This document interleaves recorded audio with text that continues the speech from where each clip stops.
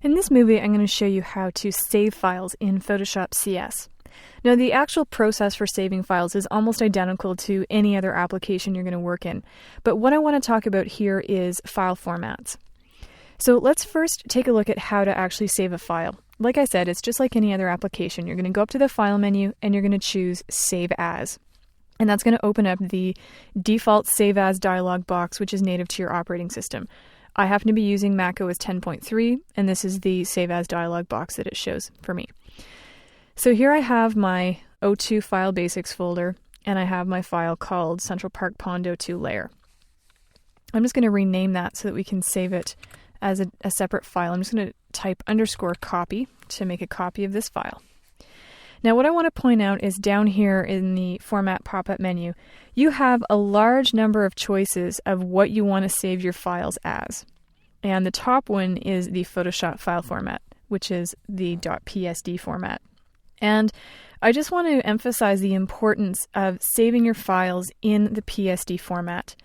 When you're working with files, you're going to be using things like layers and channels and selections and shapes, layer effects, layer styles, adjustment layers. All those terms probably sound foreign to you right now, but as we get into this movie training, you're going to learn what all those things are all about. And it's really important to save your files as Photoshop files so that you can go back and make changes to it later.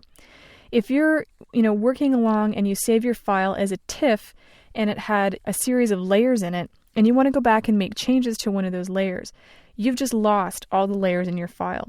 It's always best to save the original file as a Photoshop file, as a PSD file, and always keep that file. Then if you want to save a TIFF or you need to save a JPEG or a GIF to be able to share it with somebody else, save a copy from the PSD file. And that way you can always be sure that you have your native Photoshop file format with all the native information.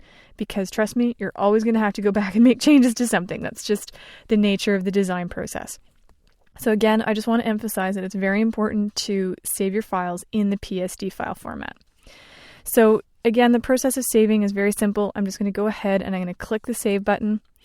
It's going to give me the Photoshop Format Options dialog box, and I have a checkbox here to maximize compatibility. This is just to make this compatible with previous and future versions of Photoshop. I always leave this turned on. It's just a really good safety net to leave this turned on. This is always going to come up when you save.